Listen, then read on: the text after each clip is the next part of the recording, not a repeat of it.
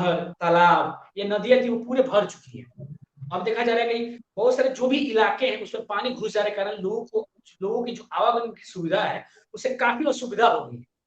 क्योंकि अब अभी तो ये छोटा सा ट्रेलर है, लेकिन आगे आने वाले समय में अभी मानसून आने वाला है, क्योंकि जून और जुलाई में काफी ज्यादा मानसून रहती है और उस समय लोगों को काफी समस्या होती है। तो सरकार अभी तक दिखा जाता है कि इसका स्थायी निदान नहीं निकाली है। अभी तक सरकार इसका स्थायी निदान नहीं निकाली है, क्योंकि अभी देखा जाए तो सरकार की पोल खुलती हुई नजर आ रही है। सरकार की पोल खुलती हुई नजर आ रही है, क्योंकि यास तूफान जब आया था, यास तूफान से आप खुद आकलन लगा सकते हैं कि कैसे बाढ़ की समस्या उत्पन्न होते जा रही है। क्योंकि लगातार जैसे कंटिन्यू 24 घंटे बरसात हुई थी, उससे पूरी तरह से रोड, नदी, नाले जितने वो भर चुके हैं और आने जाने में काफी असुविधा हो रही है। तो सरकार के लिए उचित उचित कदम तो सरकार के लिए इस समुचित कदम क्या उठानी चाहिए आने वाले मानसून के लिए? जैसे कि हम लोग ने अभी जो है 2 दिन पहले खबर भी चलाई थी कि सारण से सारण जिले में जो माझी ब्लॉक पड़ता है वहां पर जो एक प्रभा पुल पड़ती है, आपको शायद याद होगा। चैनल के माध्यम से उस खबर को हमें जहां तक याद है कि यूपी दिखाया बिहार में गया। जो जोड़ता है, यूपी बिहार में जो जी जोड़ता है। जी जी, जो 2 राज्यों को जोड़ता है, तो वहां पर शायद हमें जहां तक याद है कि सड़क को धंसने की बात हुई थी। तो कहीं ना कहीं मतलब कि जो बिहार की मंत्रालय है, जो कहीं ना कहीं बिहार की सरकार जो है, हमें लग रहा है कि कहीं ना कहीं बिहार सरकार यहाँ पर कमजोर पड़ रही है, क्योंकि जिस प्रकार से अभी अच्छा, एक कोरोना जैसे। Abhishek ji, 2 minute Abhishek ji, 2 minute. अभिषेक जी, ये जो पुल की आप जो बात कर रहे हैं, ये पुल लगभग 3 साल या 4, लगभग 3 साल पहले ही बनकर तैयार है। अब खुद आकलन जी लगा सकते हैं कि वो कैसे निर्माण किया गया है, कि पूरी मजबूती के साथ नहीं बनाया गया है। बाढ़ आई, पानी लगातार हो तो उसकी जो रोड है वो टूट चुकी है। मैं खुद वहां जाकर विजिट किया हूँ, वो काफी ज्यादा ऊंचाई पर है और लगभग नया पुल बना है। और इस कदर से क्या कोई सिस्टम काम करता है, इस कदर से लोग काम करते हैं, उसको हमको तो नहीं लग रहा है कि वो सही तरह से पुल भी बनाया गया। अगर कंटिन्यू ऐसे ही 114 किलोमीटर प्रति घंटे की तेज रफ्तार से बारिश होगी तो वो मतलब कि वो सड़क ही न टूटी है, कल के डेट में पुल भी टूट सकती है। तो आने वाले समय एक बड़ी दुर्घटना को क्या बोलते हैं, मतलब कि बड़ी दुर्घटना को आदेश दे रहा है कि बड़ी दुर्घटना हो सकती है। कहीं ना कहीं बड़ी दुर्घटना की आशंका जताई जा रही है, और कहीं ना कहीं ये जो है प्रकृति का आगाज कर रही है।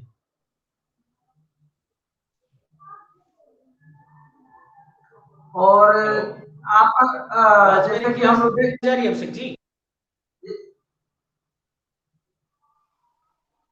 जैसे कि हम लोग देख पा रहे हैं कि जिस प्रकार से बिहार की जो सिस्टम चल रही है, जो बिहार सरकार चल रही है, और कहीं ना कहीं बिहार सरकार को जो यहाँ पर सरकार चल रही है वो कहीं ना कहीं गठबंधन की सरकार चल रही है, और गठबंधन में भी फुटमत की राजनीति चल रही है। अभी फुट डालो राजनीति करो वाली स्थिति उत्पन्न हो चुकी है, और जिसको लेकर कहीं ना कहीं इसको लेकर कहीं ना कहीं भारी बिहार की जनता को मतलब कि परिस्थितियों से गुजरना पड़ रहा है। और बिहार के हर विभाग की स्थिति इतनी लाचार हो चुकी है कि कहीं ना कहीं बिहार सरकार एकदम मतलब नाकामी के उस हाल पर खड़ी है।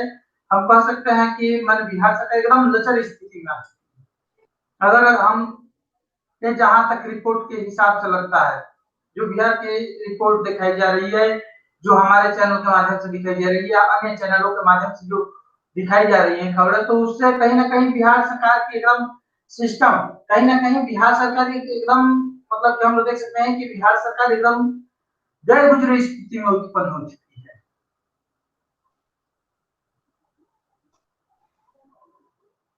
अभिषेक जी, जैसे कि आप खुद जो पटना साहिब के जो सांसद है राय, आप खुद उनसे देख लीजिए, उनसे मतलब सभी सांसदों को सीखना चाहिए।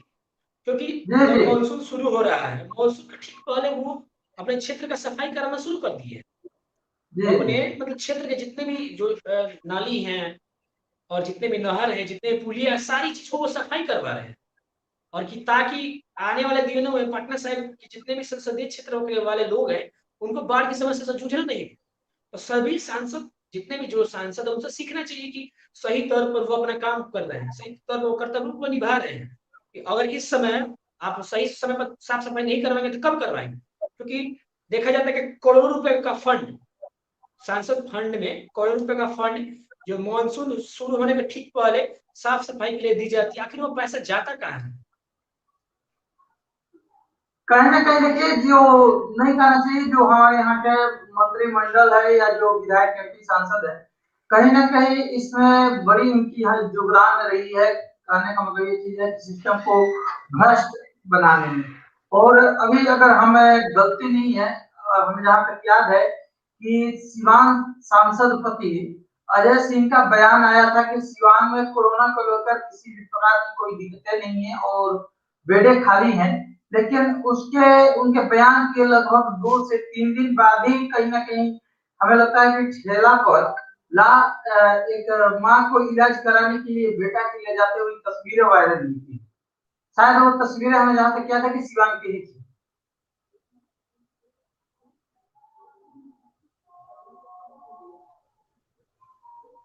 देखिए वो बात की बात है अभिषेक जी, जैसे कि वो बात की बात है, वो अस्पताल वो तो बात की बात है, लेकिन बात यहाँ मुख्य बात है कि यहाँ मुख्य बात है बाढ़ की।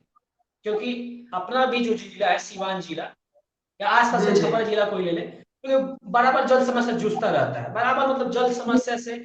वो चाहे दुरादा प्रखंड के आसपास या बगौड़ा के आसपास के क्षेत्र जितने भी हैं, वो बाढ़ समस्या से जी जूझते हैं, जी इसका कोई स्थायी निदान निकल नहीं पाता है।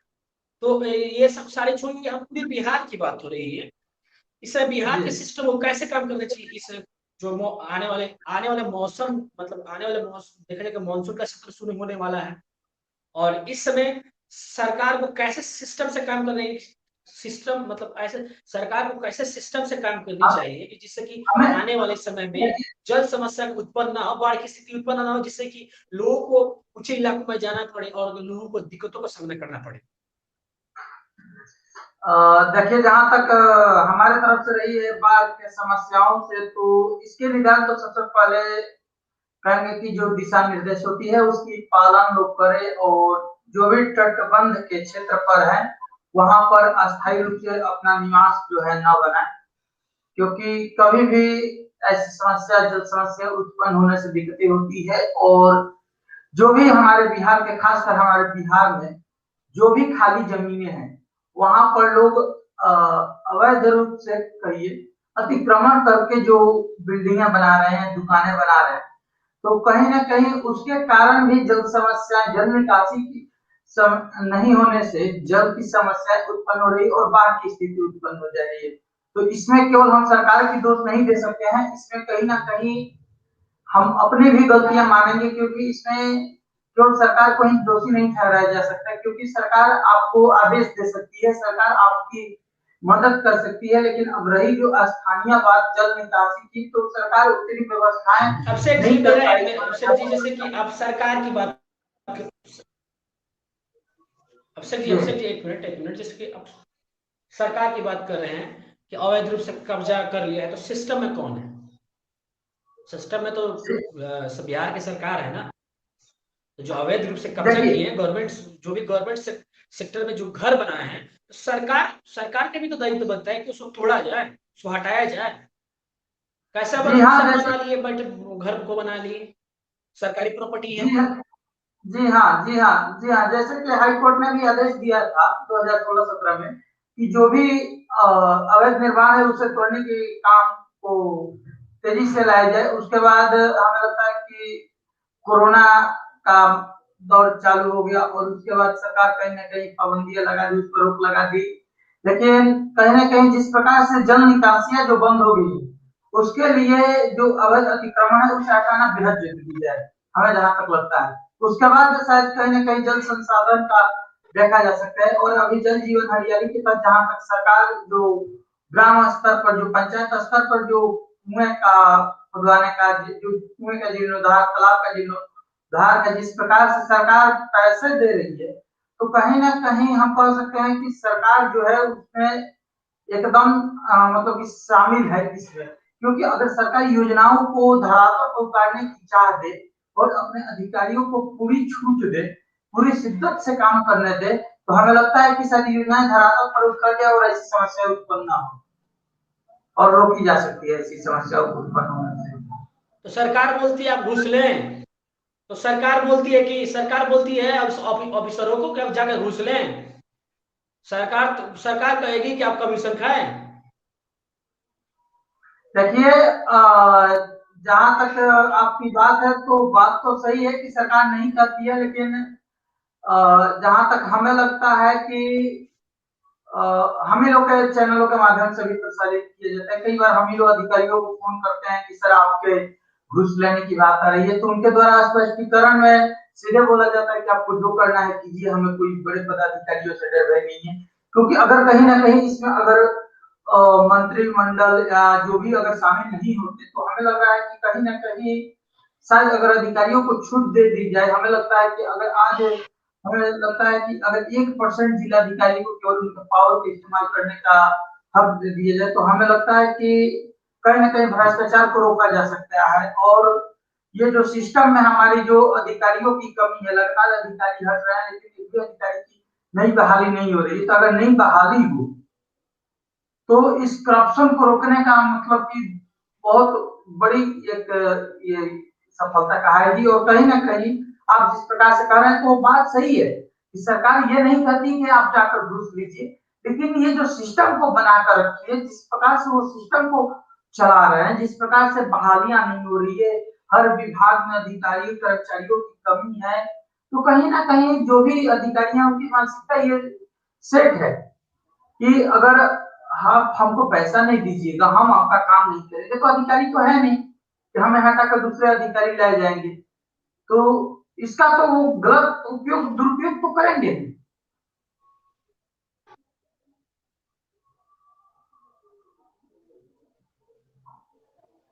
दुरुपयोग की बात हो रही है तो डीएम को भी तो पावर है। सरकार के जो बड़े उच्च अधिकारी हैं, सरकार ने तो छूट दिया है कि आप उस पर कार्रवाई करें। जो भी करप्शन करता है, जो भी करप्शन केस में फंसता है, उसे तुरंत कार्रवाई करें। आखिर डीएम या मतलब जो बड़े बड़े अधिकारी होते करते क्यों नहीं है?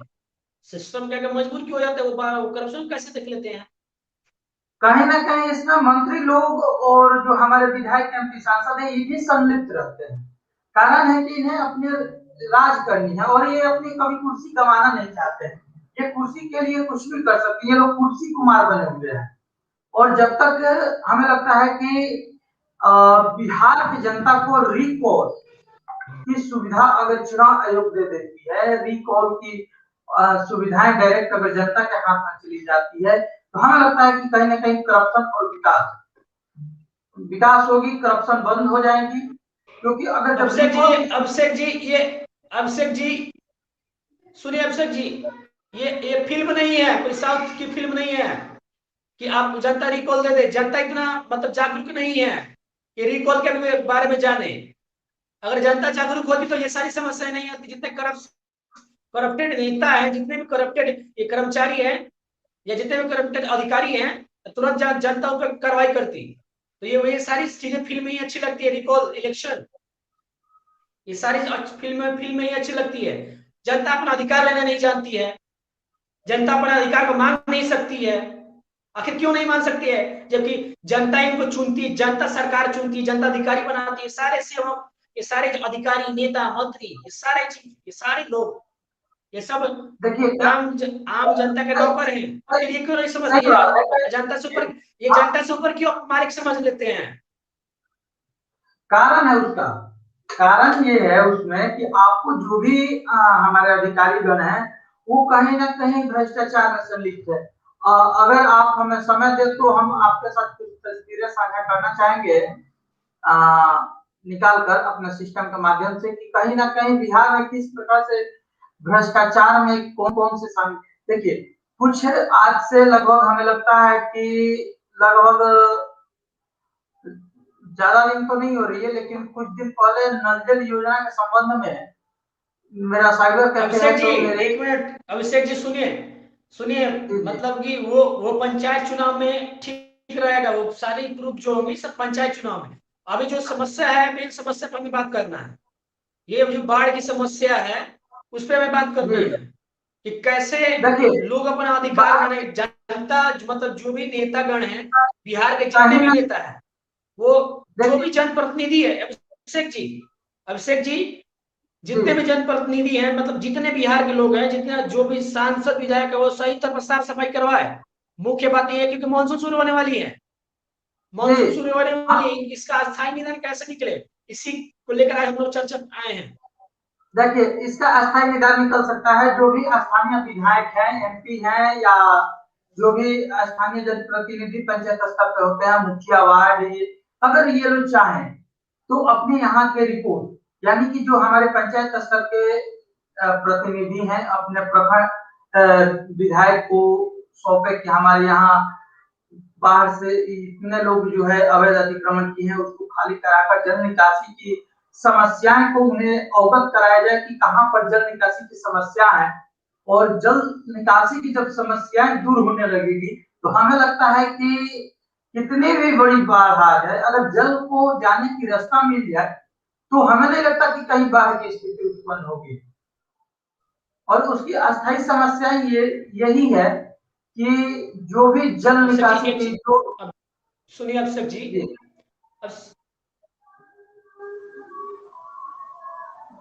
जैसे कि आपके जो सिवान जिला है वहां पर कितनी नदियां हैं?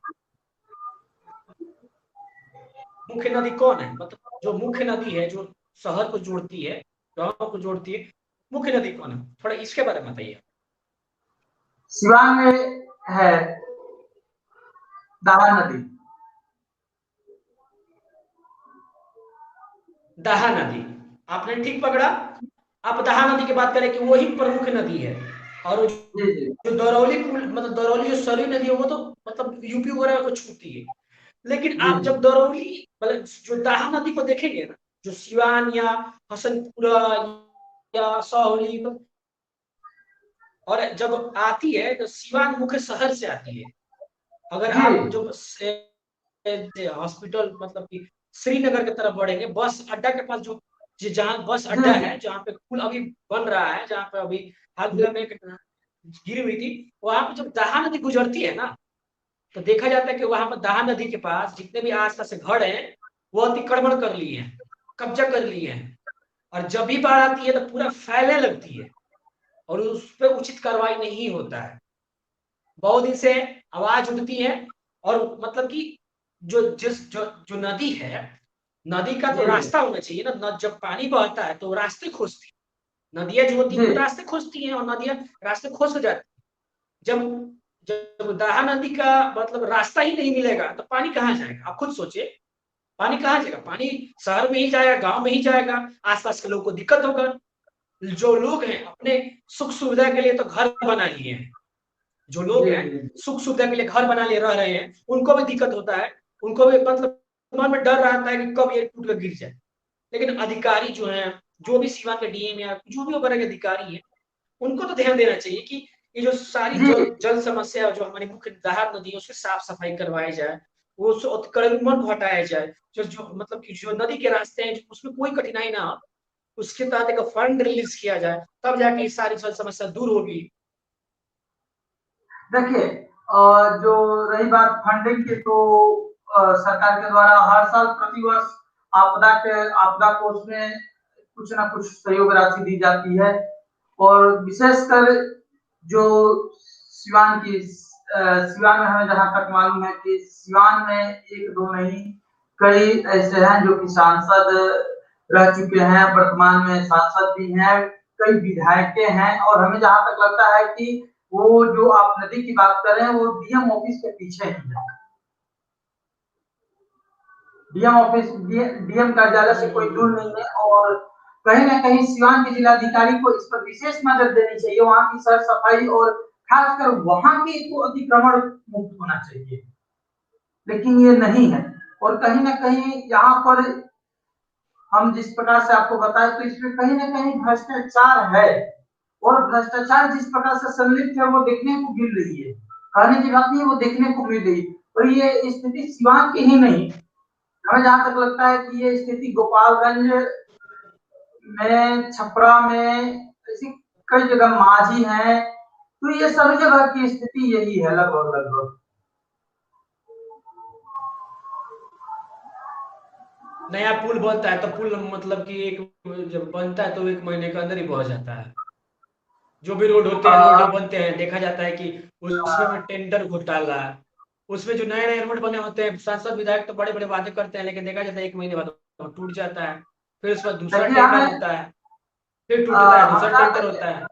हमें जहाँ तक याद होगा कि हम लोगों ने पिछले विगत वर्षों में देखा कि गोपालगंज में बिहार के मुख्यमंत्री द्वारा पुल बनाई गई और उद्घाटन के पहले ही पुल ध्वस्त हो गई, और अभी तक कार्रवाई के नाम पर, उसकी कार्रवाई करने को नाम पे लेकर उसे वहीं पर रोकी गई है फाइट को, अभी तक कोई कार्रवाई नहीं हुई। तो इसमें तो कहीं ना कहीं सिस्टम के भ्रष्टाचार पूर्ण रूप से देखने को मिल रही है। अरे अभिषेक जी सुनिए ना, अभिषेक जी बात यहाँ पे है कि सरकार तो कहेगी प्राकृतिक आपदा को थोपे, प्राकृतिक आपदा जी है, प्राकृतिक आपदा है ना, सरकार तो जी कहेगी प्राकृतिक आपदा है। प्राकृतिक आपदा तो हमेशा हमेशा होता रहता है, कैजुअलिटी रहती है, प्राकृतिक आंधी तूफान या ये सब प्राकृतिक आपदा है। हम क्या कर सकते हैं, हम तो निकम्मे हैं, हमारी सरकार निकम्मी, हम क्या कर सकते हैं, हमारे हमसे कुछ नहीं हो पाएगा। प्राकृतिक आपदा घोषित कर देते हैं और वैसे ही बनता रहता है, टूटता रहता है, कोई बताता नहीं है। देखिए, सबसे बड़ी चीज ये है कि हमें हर जो भी समस्या उत्पन्न होती है उससे छुटकारा कहीं ना कहीं मिल सकती है, और उसकी निदान हमारे हाथों में ही रहती है, लेकिन अ, हम लोग अपने हाथों से उसे जाने देते हैं। जो अवसर हमारे पास रहती है, हम उसका उपयोग नहीं करते हैं, तो हम लोग उसकी मिसयूज कर जाते हैं। अगर हम अपने पावर को, अपने क्षमता को जानेंगे, सवाल नहीं करेंगे जब तक, तब तक हमें लगता है कि कार्य नहीं होगी। और कहीं ना कहीं जिस प्रकार से बिहार के सिस्टम भ्रष्टाचार में संलिप्त है, ये यहाँ पर किसी भी प्रकार की बाधा आएगी तो यहाँ पर कोई समस्या का निदान होने वाला नहीं है। भले ही बिहार ने हर वो चीज दिया हो जिसे दुनिया को जरूरत हो, लेकिन आज बिहार खुद उस चीज की मोहताज है जो वो दुनिया को देती आई है।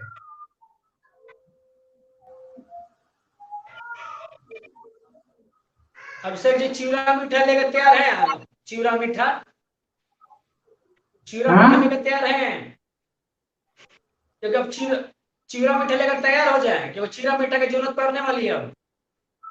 हमें तो लगता है कि चिवड़ा और मान मीठा, के चलिए जो हमारे जितने भी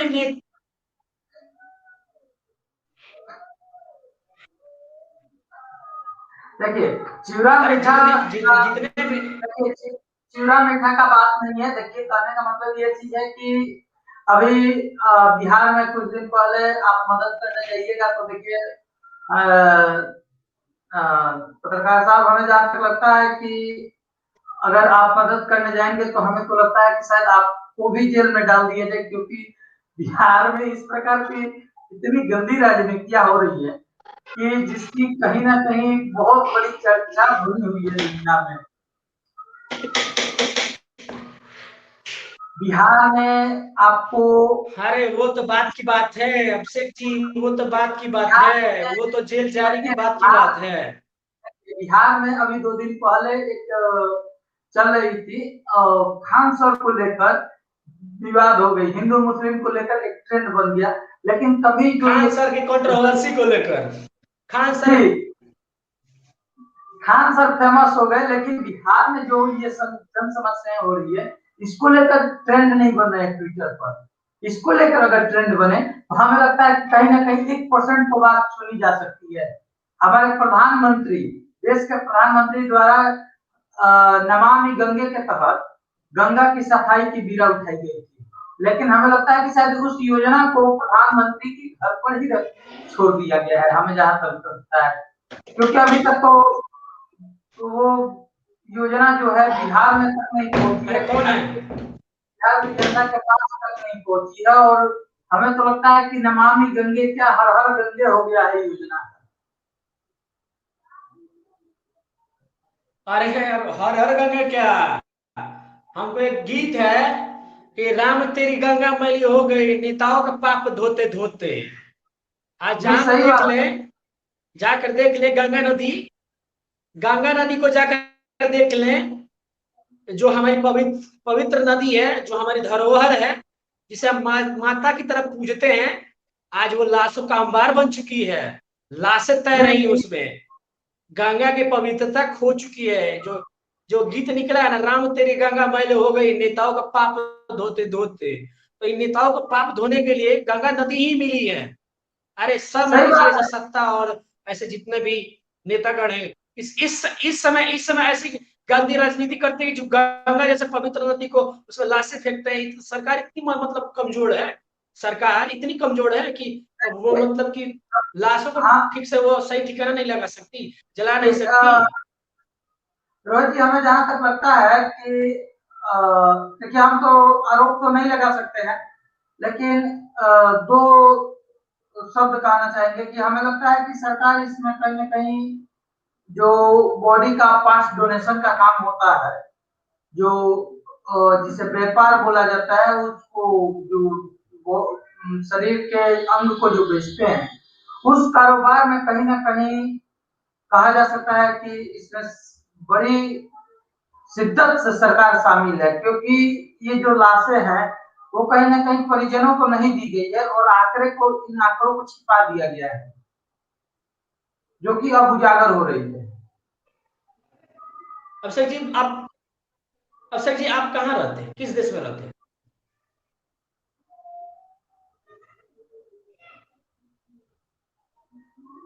हमें तो लगता है कि हम लोग शायद भारत में नहीं रहते, अभिषेक जी क्योंकि किस देश में भारत में रहते हैं? रहते तो भारत में रहने के बाद भारत सोने की चिड़िया कही गई है, भारत में मानवता की मिसाल दी जाती है, लेकिन आज भारत में मानवता खत्म हो चुका है नहीं कहीं नहीं ना कहीं। अभिषेक जी, अभी भी भारत देश है, देखिए। नहीं नहीं अभिषेक जी, सोने की चिड़िया अभी भी है। भारत महान है, भारत श्रेष्ठ है और हमेशा श्रेष्ठ रहेगा। लेकिन कुछ समय आती है जिससे कि लोग बदनाम करने की कोशिश करते हैं नेता। भारत को हम दोषी नहीं, भारत हमारा सर्वश्रेष्ठ राष्ट्र है। जो भी गंदा करे ये नेता, जो भी गंदा करे ये नेता, ये नेताओं की देन है, ये कहने का नेताओं की मतलब देन है। क्योंकि ये भारत एक अगर नाम है, सर्वश्रेष्ठ है, लेकिन ये नेता, एक मिनट अभिषेक जी, एक मिनट, मेरा एक बात है कि इन नेताओं की घुसखोरी से, मतलब कि घुसखोरी से, चमचई से, जितना मतलब कि जितना भ्रष्टाचार से जितना मुद्दे होते हैं, जितना करना कर ले, किसी भी कोई भी मुद्दा, कोई भी डेमोक्रेसी, मतलब कोई भी रिमोट मिला ले, लेकिन हमारा भारत देश सर्वश्रेष्ठ देश, उसके लिए हम जाने जाएंगे। भले कुछ घटनाएं होती है या नहीं होती है, तो 5 साल के बाद तो जनता जनता तो सरकार तो बदल सकती है ना, सरकार सही बात बदल है। सकती है ना, जी जी, बदल सबको सकती है। अधिकार है। कहने का मतलब ये चीज है कि जहाँ भारत देश महान कहने में जितना अच्छा लगता है, जितना हम लोग चाहते हैं, जितना हम लोग सपने सजाते हैं, जितने हमारे फौजी भाई जो हम लोग के घर के लड़के हैं, जो जाकर सेना में भर्ती होते हैं, अपनी जान गंवाते हैं, जो शहादतें देते हैं, कहीं ना कहीं ये तो उन वीरों की धरती है, जिनकी मतलब कि हम जो है कहीं ना कहीं जिनके लिए हमें शब्द खत्म हो जाती है कहने के लिए कि हम उनके लिए क्या कहें। लेकिन ये जिस प्रकार से गंदी राजनीतियां कर रहे हैं यहाँ के जो पॉलिटिशियन है, ये राजनीति नहीं कर रहे हैं, ये बहुत गंदी राजनीति कर रहे हैं, और इसमें जनता बाढ़ से परेशान है। जनता और कुछ से परेशान हो या ना हो, लेकिन जनता अपने देश के राजनेता से जरूर परेशान होती है, क्योंकि वादे तो उनके होते हैं, लेकिन क्षणिक वादे होते हैं, और उसके बाद वो 5 दिन हाथ जोड़ते हैं तो 5 साल हाथ जोड़वाते हैं।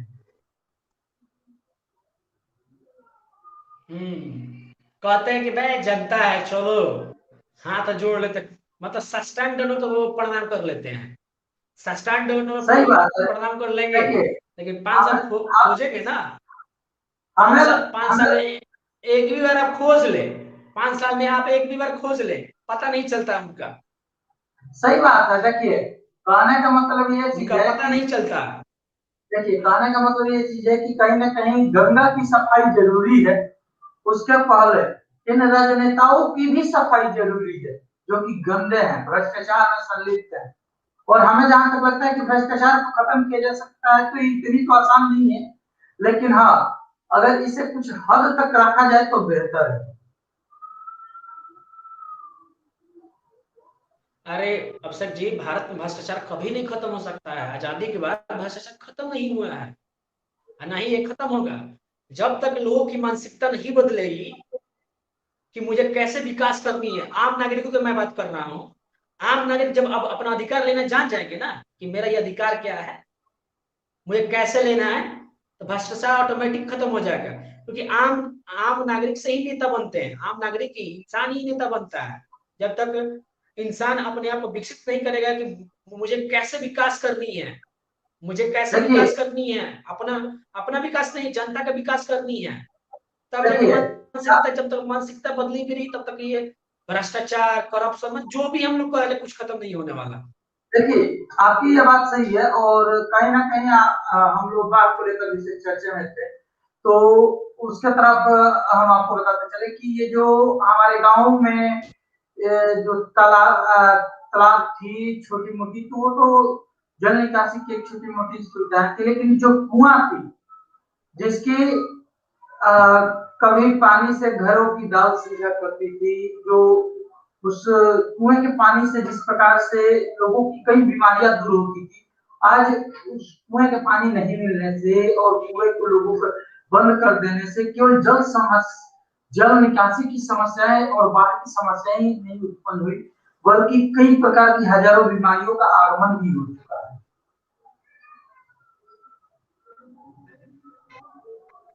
अभिषेक जी, ये सारी समस्याओं का जड़ कौन है? इंसान ही ना है। इन सारी समस्याओं का जड़ कौन है? इंसान है। इंसान प्रकृति के साथ खिलवाड़ करेगी ना, तो प्रकृति जब अपना तांडव मचाएगी, वो शासन का हो, प्रशासन का हो, या आम नागरिक हो, या बड़ी बड़ी हस्तियां हो, किसी को नहीं छोड़ती। इस समय प्रकृति से इंसान खिलवाड़ किया है, तब ये सारी चीजें भुगत रहा है। क्योंकि प्रकृति देखिए प्रकृति को हम जब अपना दोस्त मानते हैं ना, प्रकृति प्रकृति को हम अपना दोस्त मानेंगे तो प्रकृति हमें भली भांति समझेगी और हमारा साथ देगी। लेकिन प्रकृति के साथ खिलवाड़ करेंगे तो प्रकृति तो हमें नहीं छोड़ेगी। देखिए बात सही है, आपकी भी बात सही है, लेकिन कहीं ना कहीं कहने का मतलब ये चीज है कि आवश्यकता के अनुसार पूर्ति जरूरी है। तो देखिए आवश्यकता के अनुसार पूर्ति जरूरी होती है, लेकिन हर चीज, हर समस्या का समाधान जरूरी होता है। हम लोग यहाँ आए दिन जरूरत के हिसाब से दुकानें बन रही है, बिल्डिंगें बन रही है, लेकिन मालूम चल रहा है क्या कि उनके घर का नाला निकालना हो, नाला बहवाना हो, तो उसके लिए जगह ही नहीं है। और हम लोग घर बना रहे हैं या जमीन खरीद रहे हैं तो 1 इंच अपना छोड़ने के लिए बात सही है। बात तो बात सही है। बात अगर सही है। हमें बात लगता है सही कि है। जी, तो हमें लगता है कि कहीं ना कहीं ये जिस प्रकार से समस्याएं उत्पन्न हो रही है, तो इसे समस्या का अस्थायी समाधान तो नहीं हो सकता है, जिस प्रकार से हम लोग के यहाँ लोगों की रवैया है।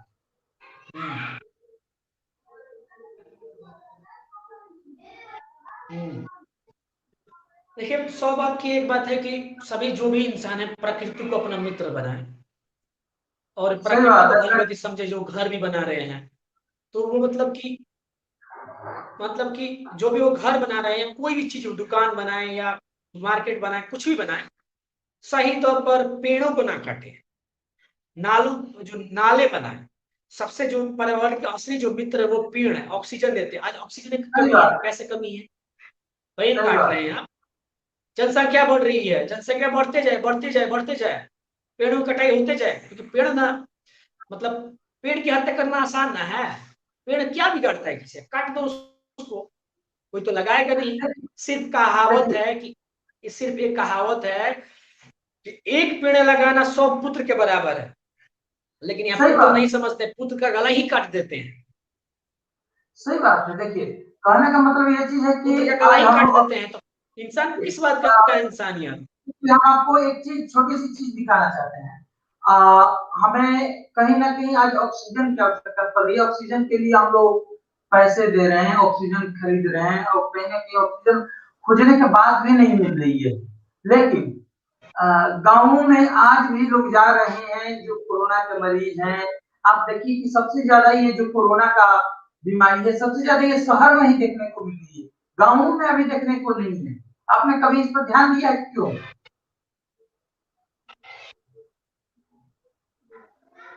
गांवों देखिए, में गांव देखिए देखिए, गांवों एक में कहीं ना कहीं जवाहरलाल आपको नेहरू ने हर एक कहा था, सुनिए एक मिनट। जी जवाहरलाल नेहरू ने कहा था, जवाहरलाल नेहरू ने कहा था कि भारत का हृदय गांव में बसता है।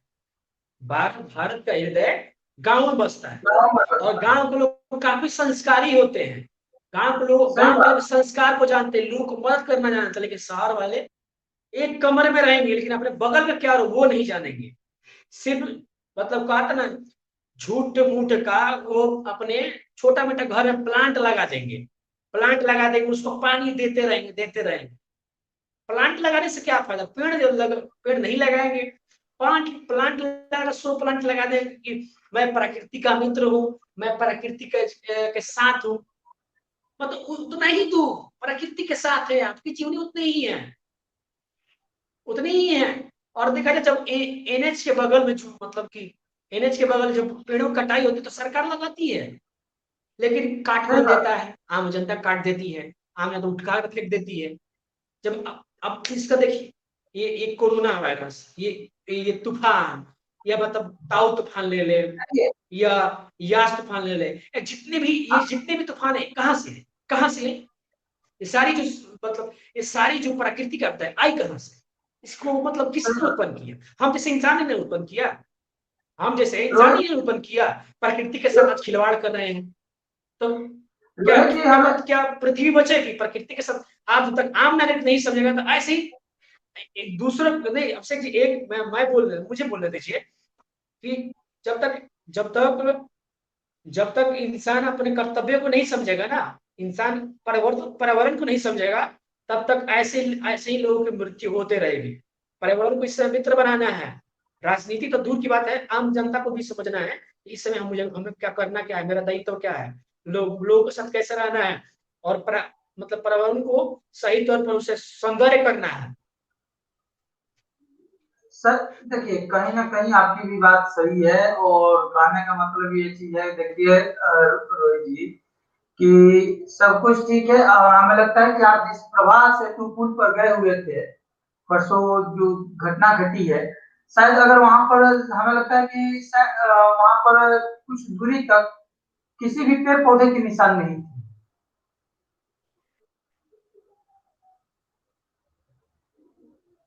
अगर पेड़ पौधे के निशान वहां होती, पर पेड़ पौधे होते, तो देखिए शायद वो सड़क नहीं देखिए टूटी होती वहां रोड के पर। पेड़ किनारे, देखिए जो सरकार क्यों पेड़ लगाती है, मतलब अब जब पुल या पुलिया बनते हैं, उसके ठीक बगल में जो रोड जाती है, तो सरकार पेड़ क्यों लगाती है? सरकार पेड़ इसलिए लगाती है कि जड़ के साथ रोड की मजबूती मिलेगी, जड़ के साथ रोड की मजबूती मिलेगी, और फैलते रोड रोकेगा। मजबूत रहेगा, और उसकी जो भूमि है वो मजबूत रहेगी। जब आप वहां पेड़ ही नहीं लगाएंगे, और 2 नंबर का माल आप देंगे वहां पर, 2 नंबर का, आप देख सकते हैं कि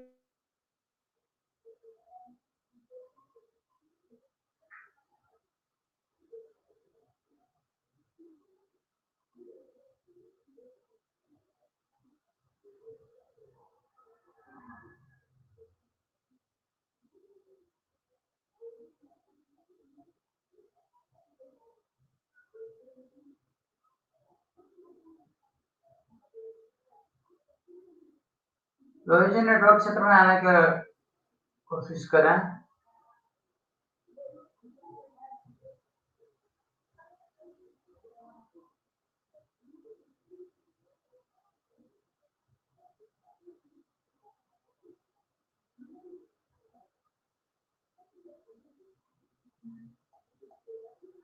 चलिए, नमस्कार, जय श्री राम, हर हर महादेव, जय हिंद, जय भारत।